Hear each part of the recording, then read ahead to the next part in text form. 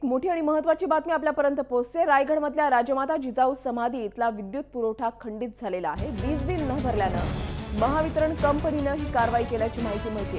किल्ले रायगडाच्या पायथ्याजवळ पाचाडमध्ये समाधी आहे आणि समाधी स्थळाची ही मोठी दुरवस्था झालेली आहे। महत्त्वाची आणि मोठी धक्कादायक दुर्दैवी बातमी म्हणावी लागेल की रायगडमधल्या राजमाता जिजाऊ समाधी इथला विद्युत पुरवठा खंडित झालेला आहे। वीज बिल भरलं गेलेलं नाहीये, त्याच्यामुळे महावितरण कंपनीनं ही कारवाई केलेली आहे।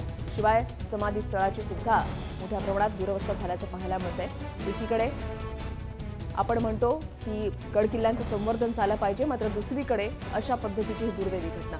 अधिक माहिती जाणून घेणार आहोत, आपले प्रतिनिधी आहेत आपल्यासोबत मनोज सातवी। मनोज, काय नेमका प्रकार आहे? रायगडमधल्या राजमाता जिजाऊ समाधी इथला विद्युत पुरवठा खंडित झालाय।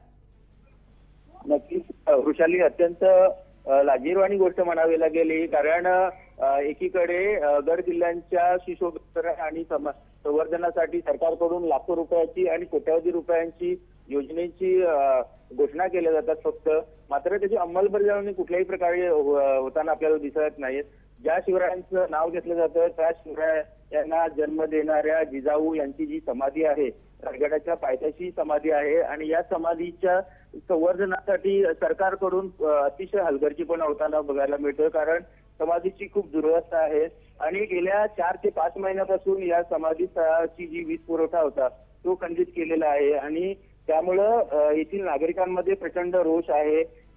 या अगोदर हे वीज बिल वन विभागाकडून भरलं जात होतं, मात्र वन विभागाने आता हे वीज बिल गेल्या 4 महिन्यापासून भरलं नाही आणि त्याचं म्हणणं आहे की हे वीज बिल सार्वजनिक बांधकाम विभागाने भरावं आणि सार्वजनिक बांधकाम विभाग आणि वन विभाग यांच्यातील वादामुळे हे वीज बिल भरलं नाही। त्यामुळं 4.5 ते 5 हजाराच्या निव्वळ वीज बिलासाठी हा वीज पुरवठा खंडित केलेला आहे आणि त्यामुळं कुठेतरी सरकारचं अशा गोष्टींकडे गांभीर्याने दुर्लक्ष होताना आपल्याला बघायला मिळतंय। नक्कीच धन्यवाद मनोज, दिलेल्या सविस्तर माहितीसाठी। अत्यंत धक्कादायक लाजिरवाणी बाब म्हणावी लागेल। रायगडमध्ये राजमाता जिजाऊ समाधी स्थळ जे आहे त्या ठिकाणचा वीज पुरवठा खंडित झालेला आहे। कारण काय तर वीज बिल भरलेलं नाहीये, टोलाटोली केली जाते।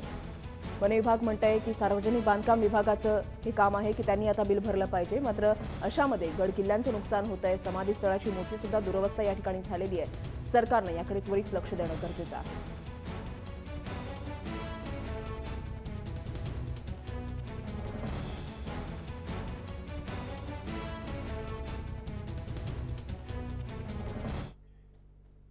या बातमीसोबतच या बुलेटिनमध्ये आता वेळ झाली इथेच थांबण्याची। अधिक माहिती आणि ताज्या घडामोडींसाठी तुम्ही पाहत रहा जय महाराष्ट्र न्यूज।